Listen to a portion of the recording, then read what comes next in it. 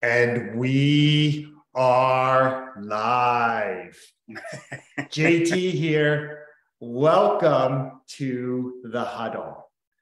The huddle is where I sit down with successful people from the world of sport and coaching.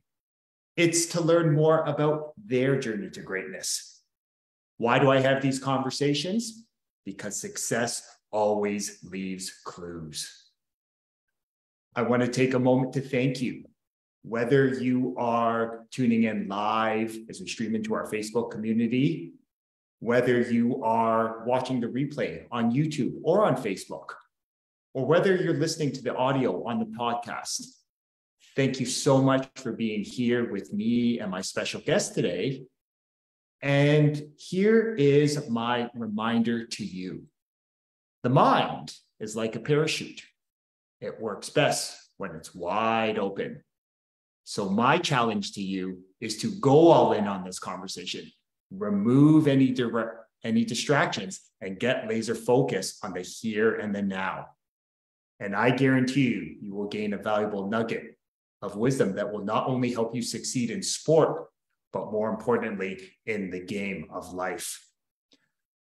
I've been looking forward to my conversation with my special guest today. We've had an opportunity over the last few months to really work together and really provide some help and to be of service for our Football Ontario community. My guest in the huddle today is Randy Fournier. How are you today, brother? I'm doing great, JT. I love that analogy of the parachute. I've never heard that before, but it sure does ring true. Yeah. And I know we'll definitely dive into it. And I know you'll have lots of lived experience and wisdom that you'll be able to share to help our listeners and our viewers. So before we get kicked off, pun intended, Randy, I just want to take a moment to thank you. And I'm a firm believer in the importance of a daily practice of counting your blessings. And I believe the biggest blessing we can give anyone is our time and energy. So I just want to thank you again for blessing me with some of your time and energy into being here with me in our community today. Well, thank you for having me. I'm honored to be on your podcast. Okay. So, Rand, sorry, go ahead. I've watched several of yours. Yeah. Okay. So, Randy, I'm curious. One reminder that I often like to remind myself and others is that life is a game and games are supposed to be fun. Yeah. So I'm curious, what is an interesting fact? I had a coaching colleague and a good friend that said, we all have our quirks. We all have these things that make us unique and different. So celebrate it. So I'm curious, what's an interesting fact that maybe a lot of people don't know about you that you'd be open to sharing with our community? Well, I think the first would be, you touched on it, faith, and the gratitude, right, that we're supposed to display. Several years ago, I learned of having a grateful jar. And before going to bed every night, slipping a note in for what you were grateful for, at least one thing that day. Put your mind at rest and have a peaceful transition into sleep. And I've been doing that for several years now. And it is very helpful. You know, it could be something very minor or it could be something very significant, you know, and it helps to wash away anything negative that may have happened that day.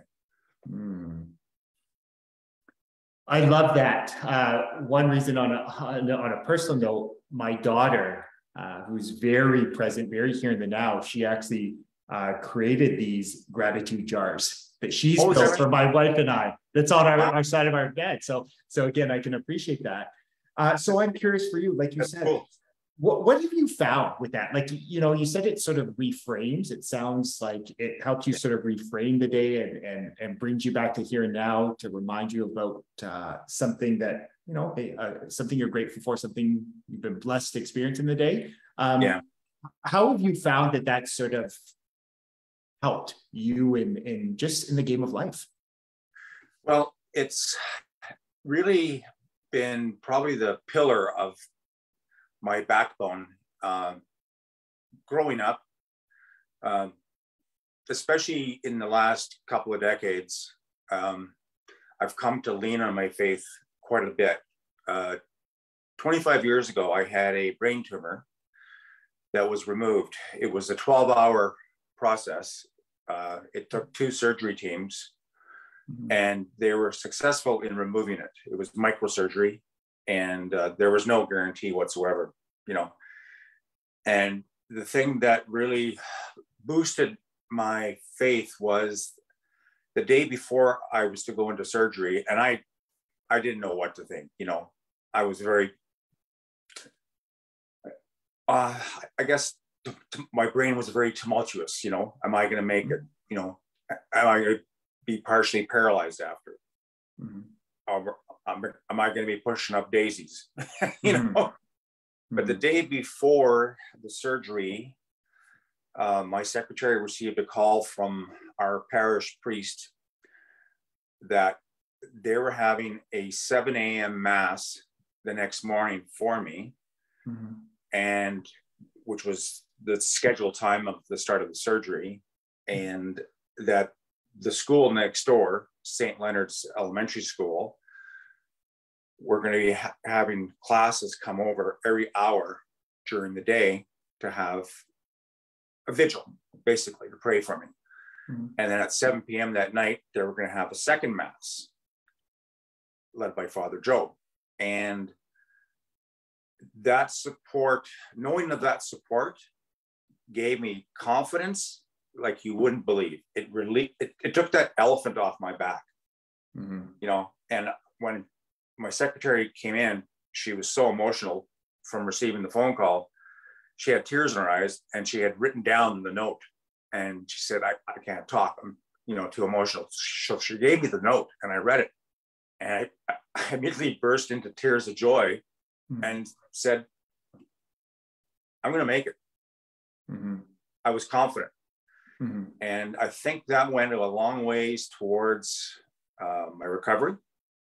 I had to learn how to walk and talk, therapy.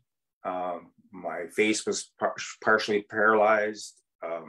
My balance was thrown off, but the surgery was successful, and it was non-cancerous. And ever since then, that moment was like a supercharger to my faith and my belief in the strength of faith. To this day, I wonder how some people make it through an average day without being faith-based, whatever religion they are, you know. It's such a positive boost to the human mind, you know. I don't think it's tapped into as much as it should be, because in this crazy upside down world we're living in, a lot of people could benefit from it. Well, I appreciate you opening up your heart, Randy. And what I really heard from you again was, you know, your faith, or that moment, right? That moment of where you really felt challenged and you were facing a big obstacle, you know, some adversity in your life. It's you found comfort in your faith. And it's interesting that, you know, we live in a world that connotates faith with religious beliefs. And again, not right or wrong, not good or bad, just what it is. But I think anyone, what I really heard from you again was believing in something bigger than you, right? Like there was a divine plan for you. And it's interesting how, like you shared, that when you believe in something greater than you, and anyone that has ever been on a strong and powerful team knows that, right? It's like when you have a team, strong and powerful team around you, you're going to push yourself harder than you normally would if you were alone. And it's going to help carry you during those times of adversity, challenge, and obstacles. So it's a great reminder that whatever you believe in, God, source, universe, infinite intelligence, that the belief in something greater, the greater tomorrow, can help carry you during those times where you don't feel like you can move on. Exactly. Very well said. I couldn't say it any better myself. Okay. So I'm curious, again, you have been a high quality athlete. You transitioned into coaching. So you've been around, like sport has obviously played an important role for you in your life. It still does to this day. So I'm curious, is there one, I know there's many, but is there one life lesson you've gotten from sport that you still find yourself applying in your life today? Probably, the old adage, it doesn't matter how many times you get knocked down, it matters how many times you get up. Mm-hmm. And that can be applied to your business life, your sporting career, mm-hmm. Is not to give up, mm-hmm. and have hope that things are going to get better when things are going bad. And the thing I love so much about football, which of course I'm very biased because I played in CFL and coached university ball for 30 years. And the thing that I've always loved about the great sport of football is there's a position for every body type, which can't be said for a lot of other team sports. Mm-hmm. And also that you have 12 on the field here in Canada, they've all got to pull together. Mm-hmm. You're only as strong as your weakest link. And mm-hmm. it's amazing how when a team is on fire and everybody's doing their job, the joy of seeing the athletes after a victory is something I'll never get used to. Mm-hmm. It's just always so very refreshing. And as I mentioned to you earlier, this year I was asked to help out with a Pee-wee football team. And I've never coached at that age level before. And I'm really enjoying it because these young guys, they just want to learn. They're like sponges, Mm-hmm. And I'm really enjoying it. Okay. Well, what I really loved from you and what I heard was this idea of persistence, right? Like being able to persevere again. And it's easy to be persistent when, the scoreboard of life or whatever is in your favor. You're up by 14, you're 5-0, your bank account's where you want it to be. But can you demonstrate that same level of persistence when you're down by 14, when you're 0-5, when the bank account maybe is sitting close to zero? Yeah. And it's interesting that, it all comes back to, are you willing to take courageous action? And that's where I do feel that sport has really, at least for myself and being a high quality athlete, high quality coach, that's what it's taught me, is that ability to embrace discomfort, because it's through that discomfort where you actually, you become stronger and more powerful. Yeah. I think losing a game can sometimes be the best benefit a team can have. Mm-hmm. For instance, one year when I was coaching with Ottawa U, we lost one game during the season, and we lost it to Laval. And we lost it about 3 games into an 8-game regular season schedule. Mm-hmm. And our offense really struggled. And our defense was as tight as possible. But still, we lost to Laval. And the offensive coaching staff came to us and said, can you help us to correct our mistakes or improve our system in some way that Laval found a weak link in? And so as a defensive staff, we sat down with the offense and we went through the offensive film cuts, and we were like, I wouldn't do this at that time. They were very open. And we went on to win the Vanier Cup that year.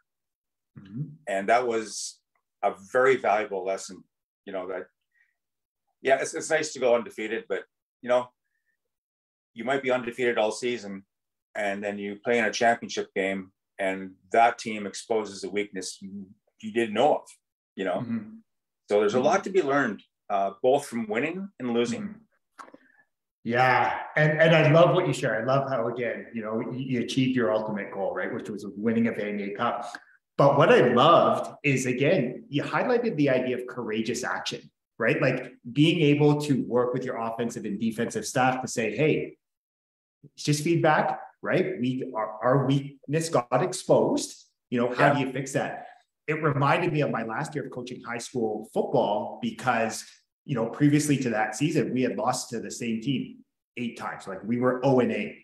And in preparation for the Public City final, I asked our offensive coordinator, who, again, very knowledgeable, actually coached me at Western. I said, how would you defend against this? And he drew it up. And it was interesting that taking the courageous action to say, hey, I don't have all the answers. Yeah. And entrusting in someone with specialized knowledge, that adjustment was the game, like made all the difference because they had never seen it. So I really love this idea of like courageous action. Courageous action sometimes is simply being open to asking for help. Yeah, exactly. Mm-hmm. And I'm a big believer in challenging the athletes to be better than they were the previous game. And I would always say pregame, on defense, who's going to make that hit that just ignites the field? One of you 12 guys can do it. Mm-hmm. And I remember very fondly one year when I was coaching with Team Canada, there was 8 teams. It was sponsored by the NFL. It was high class. They brought in 8 teams from around the world. And every year it was Team Canada versus Team USA for the championship. And the year before I joined the staff, they had lost to the Americans in the gold. Mm-hmm. And I can't remember. I coached there for 4 years, but one of the Super Bowl cities where I was hosted, we played the championship game against the American team the day before the Super Bowl. And you could just see the swagger of the American players during warm-up and all this other stuff. And fortunately, we kicked the ball off to them. Mm-hmm. And our spear came down the field so hard, he knocked the blocker into the receiver, and the hit was heard around the stadium. And I looked over at the American bench, and their eyes wide open like saucer plates. Like, wow, these guys can do more than play hockey, Mm-hmm. And that set the tone for the whole game. Mm-hmm. And we won. And I always go back to it was the opening play. It set the tone, Mm-hmm.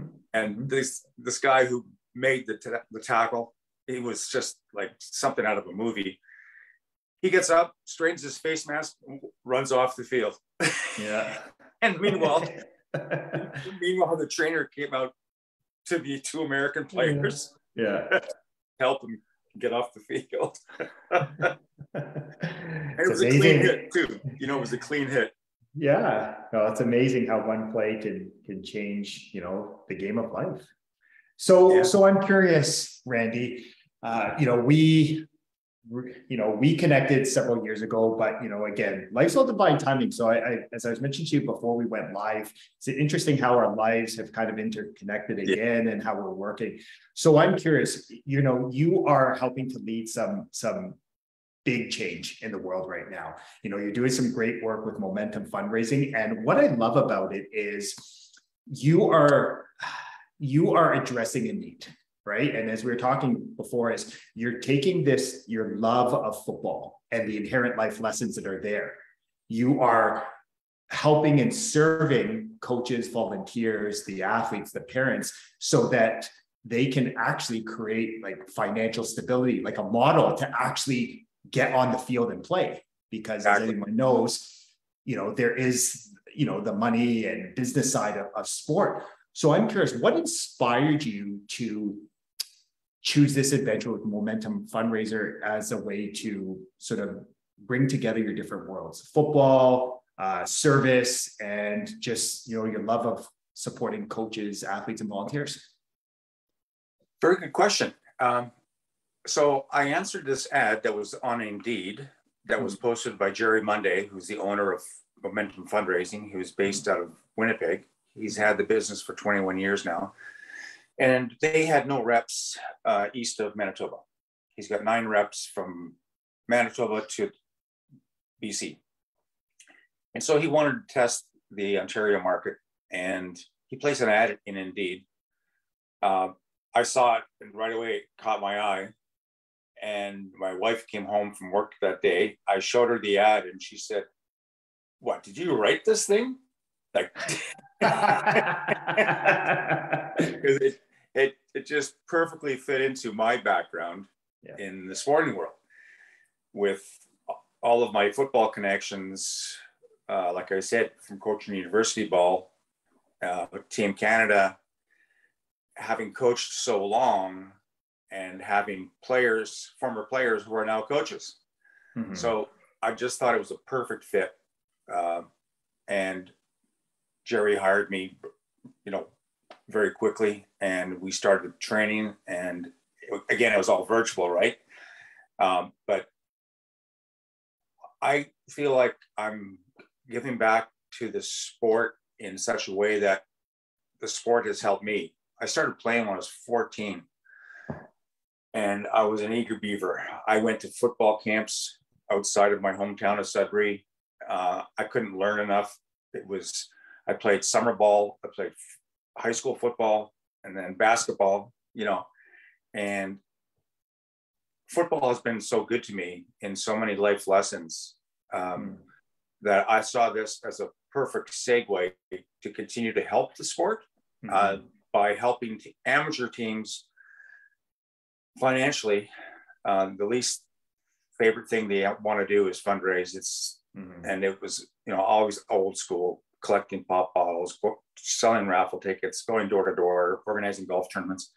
And with Momentum Fundraising, because of COVID, Jerry quickly pivoted and developed this smartphone app that, as you know, with our fundraising efforts with Football Ontario, it's the easiest and it's the fastest way to raise money for a sport that is the most expensive to outfit, an average cost of $1,200 per player.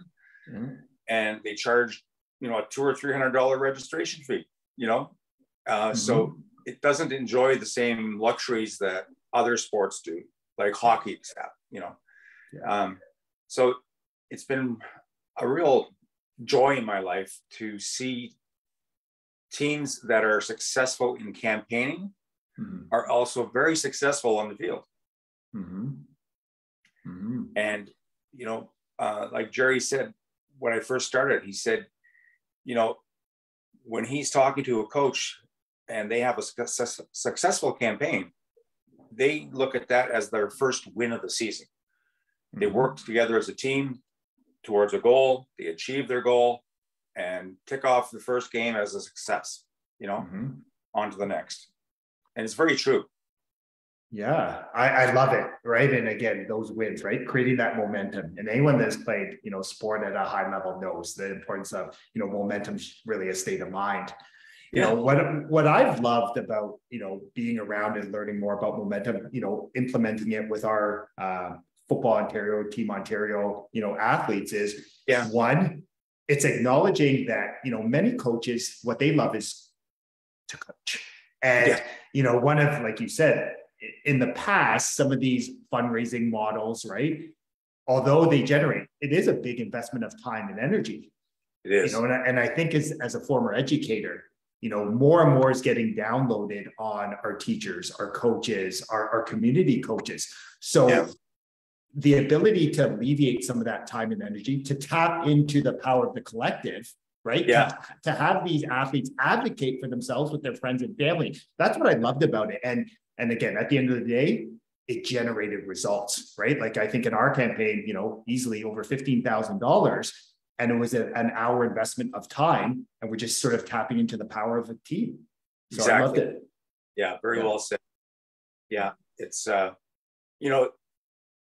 some coaches are reluctant when they hear the word fundraising because they think of their past experiences. And it was a grind, no matter how you want to frame it. Yeah. Regardless of how much money they raise. But this, like you said, this process, our effort with Team Ontario, it was at 1 hour of the athlete's time. And it took 15 minutes to set up a Zoom launch, make sure the players were registered, which is a 2-minute practice of time. Mm-hmm. You simply download the app, enter your selfie, your name, cell number, email. And that takes about 2 minutes to do. And then once everybody was registered, we did the Zoom launch. And like you said, we had great results. So it's a no-brainer when it comes to effort and results. Yeah. What I loved about it is it's interesting, you know, we're in a time where this crowdfunding, like, you know, things, whether it's GoFundMe or whatever, that I think there's a bit of a block sometimes in those, or, you know, I think of other times where I've done, you know, a 10K run or a half marathon run where I'm trying to raise money, because I think sometimes people don't really see where their money goes. So I think there's a bit of a block there. But what I love about, again, Momentum Fundraising is, one, we personalize it, right? They put their picture there, and then they're advocating for friends and family. So they're tapping into this idea of, for better lack of term, crowdfunding. But they get to see how it directly impacts them. The other thing I like, again, and here's my educator in me, is we're teaching kids a valuable lesson on, you know, how to advocate for themselves, you know, also immerse them in, this is an opportunity to see whether they enjoy the you know, sales. And I say sales as a way of, hey, it's sharing an idea with someone, seeing if they're interested in being a part of it. And so I think it's a great opportunity that transcends, you know, dollars and cents. It really teaches a life skill. And then again, it really creates win-win-wins. Yeah. And one of the most important things I'd like to stress is telling the athletes that they can't just send out a text. They have to follow up, because sometimes people get the text and they're driving and they forget. And then when the athletes follow up, you know, a day or two later and say, hey, you know, just sending you a friendly reminder, and people get there and go, oh yeah, I'm going to send that right now. So they learn that it's not so easy as just sending a text. You got to work for it. You got to work for it, right? And by including a selfie of them, they are sending out a emotional attachment to that person instead of a gray avatar, you know, so that when they reach out to their Aunt Millie in Winnipeg and she sees the smiling face of Johnny, who she hasn't seen in 3 years because of COVID, she's going to say, I want to support his team, you know, and she donates. And that also helps the players in that, wow, I did something successful. And it's a confidence builder, right? So, and we make it competitive, as it should be, because that's why they're playing football, right? And when teams will offer rewards to the top 3 sellers, it then becomes fun to see the numbers change on a daily basis, you know? Yeah. Okay. So, you know, I had an opportunity to be a part of it, to see it live and in action with our program. I know we've talked about some of the wins that have happened. So I'm curious, you know, which of the wins was the one where you realize, hey, there's something here, like there is something here that really helps and serves the needs of the community? Was it? Yeah.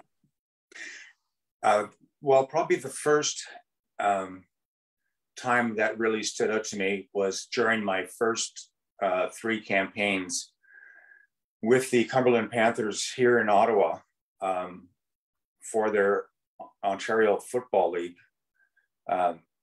Each team had to raise $10,000, a minimum of $10,000 to cover the travel costs and so on, because, you know, they played as far away as Sault Ste. Marie, Windsor, you know. And for those teams to achieve their goal in a 2-week time frame, that meant a lot to me, because I that was my first campaigning effort, you know, to see that come through. And it gave me a really good feeling, because they were now able to do what they needed to do and not have to focus on, oh, we got to raise more money, you know. And also with the girls tackle football high school, a team in Sudbury wanted to come to Ottawa to play. Ottawa St. Mark High School here had the first girls' high school football team in Canada, but they had no one to play against. And so this fellow in Sudbury, Junior LaBrose, he coaches at and teaches at St. Benedict School. I contacted him, and he was very motivated to be able to do this. And with his girls, they raised $10,000 in 2 weeks with 42 players. That afforded them the ability for an all-expense-paid trip from Sudbury to Ottawa by coach and van, play against St. Mark, and stay in a hotel overnight, and return to school the next day. In turn, St. Mark raised $8,000 in 2 weeks to do the same thing and go up and play against St. Benedict's in Sudbury.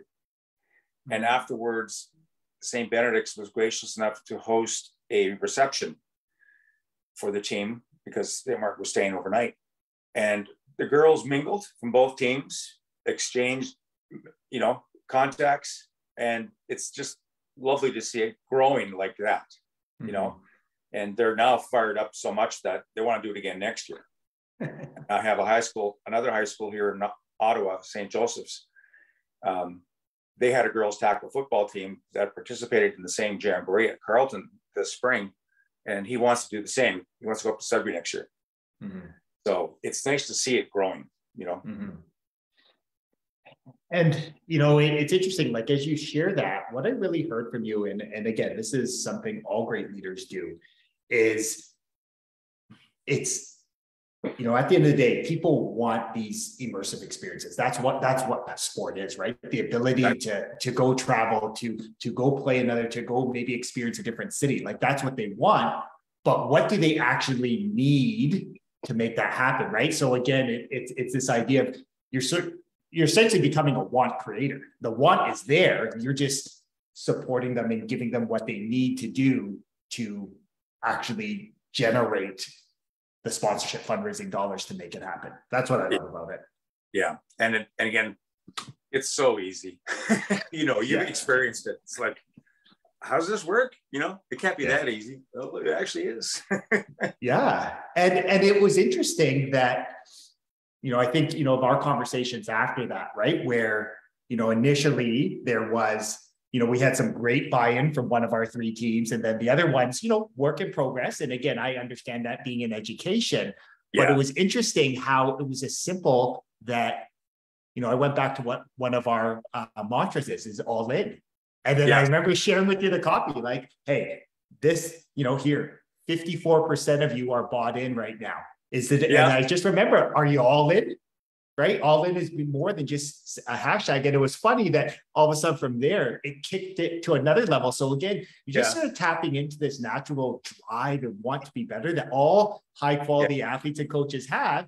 And it was that easy. And all of a sudden, I think we added another third to our fundraising total. So again, like you said, simple, easy, efficient, the effortless ways I like to call it. And the term you always use, all in, it's team building. It's a team building exercise. Yeah. And if you see guys don't want to participate, that tells you something about them as a player from a coach's perspective, and because it's a 2-week campaign, the coach can now, as a leader, see the progress and success of the different athletes and reach out to those who are underperforming and saying, hey, how can I help you? What is your stumbling block? And it could be as simple as the kid is shy and doesn't want to reach out and ask for money. And then we regroup and we say, hey, just try this, and then it's nice to see the underperformers become top performers, because again, it's all about building character, team building, having confidence in yourself. Some people are more outgoing than others. So we have to build that in, it's human personalities that we're dealing with. Yeah.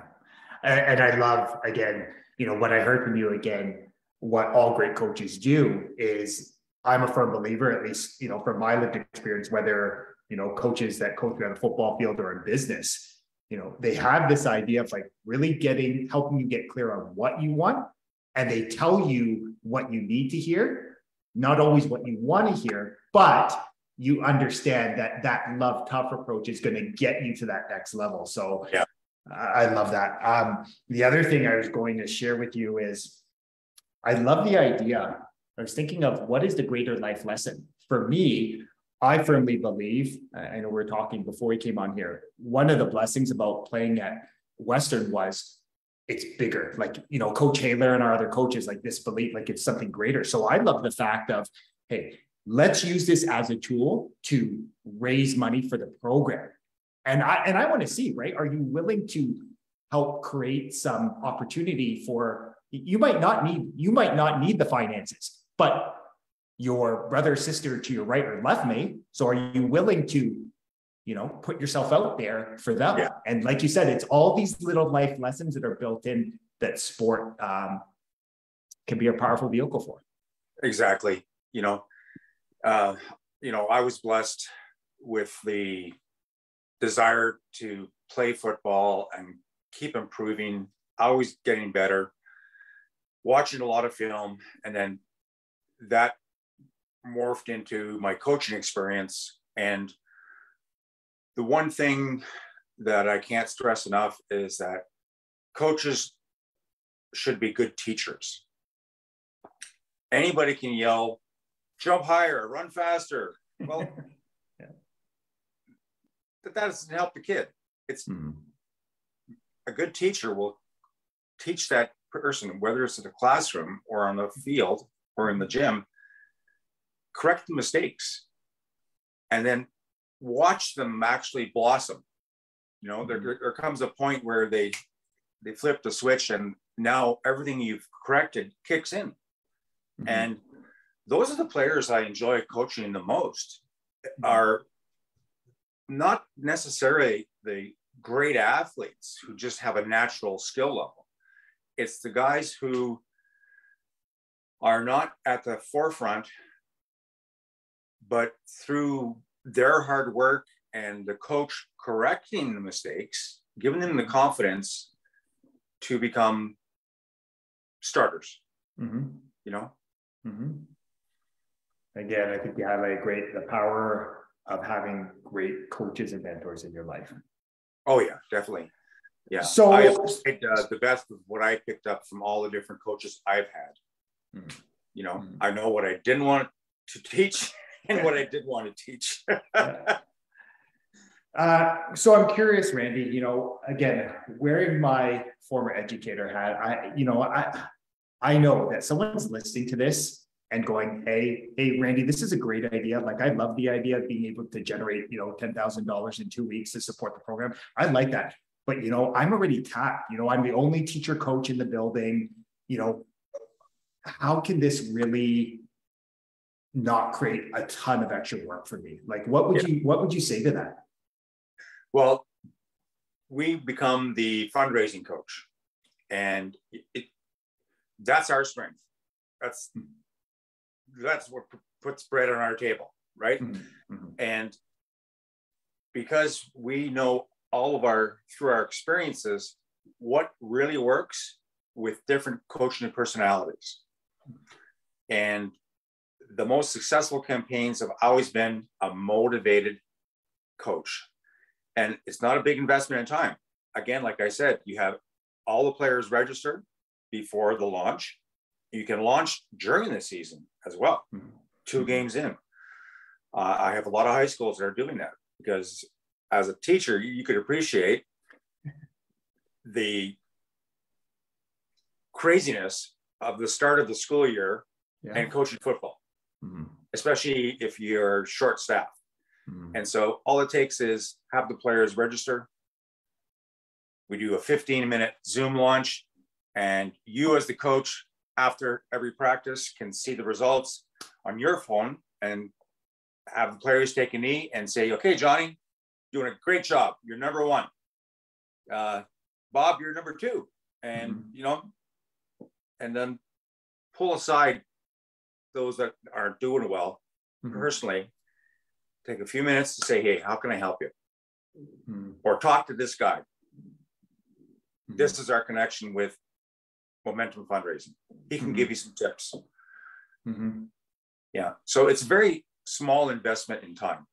But again, because of previous fundraising experiences, it's kind of a roadblock in some coaches' minds until they see how easy it is. And then they go, wow, this is a no-brainer, you know? Yeah. And I love it. You know, again, comparing my experience working with you and Momentum Fundraising to where I still remember in high school working at smoky bingo halls, selling bingos, to where you're doing the cards and doing all those. It was a lot simpler. So again, I appreciate you being part of the change, you seeing, you know, the innovation, which allows to us to get on the field and really create a culture of excellence. So I just want to, you know, thank you for that. Well, I want to thank you for your time. And, you know, it was great working with yourself and Aaron on the Football Ontario, Team Ontario project, you know. Even the U18 girls raised money to go towards their trip to Regina for the national championships, you know. So it's just going to grow. And, you know, it's something that gives me great satisfaction when I see a very successful campaign. Yeah. And, you know, I think as you share that, right, what you're helping us do is you again, are a want creator. You know, our mission to provide football for all. What you're helping us do is to remove the financial barriers so it is more accessible, because again, not everyone has the financial means at the moment to make it happen. So again, that's you're helping us to you know, serve our mission. So I'm curious, Randy. You know, I know there are a ton of high school community coaches, you know, even university coaches. Anyone really could benefit from this. What is the best way if someone wants to learn more, or someone wants to connect with you? What's the best way for them to learn more about Momentum Fundraising and what it could do? They can give me a phone call on my cell. I'm available all the time, and my email address as well. They can reach out to. It's probably a 10-minute intro as far as, okay, this is what we do. This is how we do it. This is what we offer. Do you have any questions? And then we set up one of 3 different fundraising campaigns. You know, one is cookie dough, our food products, cookie dough, cheesecake, beef jerky, and popcorn are the options. You don't have to do all 4. You can focus on 2, whatever.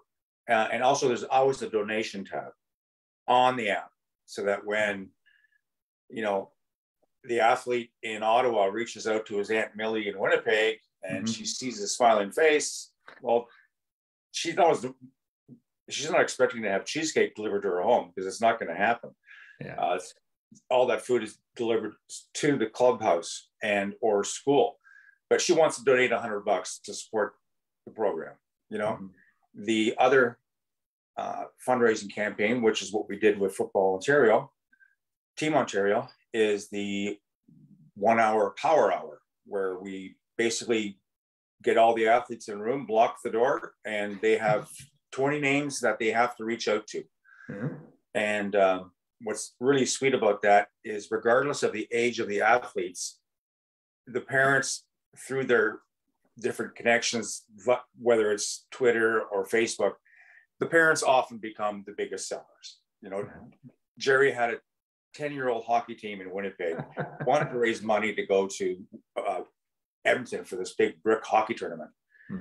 And the 17 players raised a record amount of money. And I don't know a lot of 10-year-olds that have cell phones, but mom and dad do, and they reached out to their book club, work associates, whatever, golf buddies, and they raised a record amount of money in a short time. You know, then the third is a digital gold card, where it's basically your old school coupon booklet that we used to sell door to door, and people would take the voucher and go to Ponderosa Steakhouse, whatever. And that is built around having at least 20 local merchants of that team join on the card, offer a discount that really doesn't cost them anything, but it offers the team the ability to sell the cards again through the app to all their friends and family, and mom and dad reaching out to all their friends. And it's a year-long validity for the card.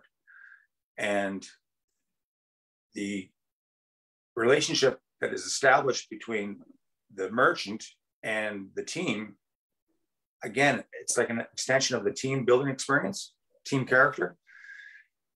And it also helps the businesses bring in new blood. So you have an app and you say, I've never been to this restaurant. Let's try it, and they go there for the first time and you're like, wow, that was really good. I'm going to come back, or I'm going to refer it to some friends. So that's also very good. So those are the three different methods that team can choose. Yeah, no, I love it. I love again the simplicity of it. You're blending a little bit of the old school, celebrating our past, creating our future. So I love how you're sort of bringing these worlds together. And I'll be sure to share your contact information in the description, whether on Facebook, YouTube, or on the podcast. Awesome. So Randy, I want to take a moment to acknowledge you. I want to take a moment to acknowledge you for the man you are, the great husband, dad, coach, teacher, mentor, but more importantly, the amazing human being you are, brother. The one thing that I've definitely come to appreciate since we've reconnected is just your passion to truly help and be of service, and just your ongoing commitment to just, being a shining light in the lives of others. So I just really want to, again, thank you for inspiring me, and thank you for continuing to be a shining light in my life, brother. Well, thank you for the very kind words. Much appreciated. I don't know if you can see me, but I'm blushing. So thank you very much. Yeah. And the same can be said about you. Thanks, brother. Appreciate it. So, folks, as I'd like to remind you in the huddle, knowledge is potential power. It's the consistent application of great knowledge that actually creates great results. Randy shared so many valuable nuggets of wisdom that will not only help you succeed in sport, but more importantly, in the game of life. So my challenge to you is to take one of these valuable nuggets of wisdom and go apply it to your life today. And as I remind you every time in the huddle, you are deserving of greatness. You are worthy of greatness. You are greatness. And my only ask from these conversations is, if this conversation resonated with you, if something touched your heart, then I encourage you to share it with a friend, a teammate, a loved one. The more people we have understanding and applying these ideas in their life, the more blessed the entire world will be. As always, I love having these conversations. Have a blessed rest of your day, and I look forward to chatting with you next time in the huddle. Have a great day, everyone. Very well said, JT. Have a great day. Thank you for the invite.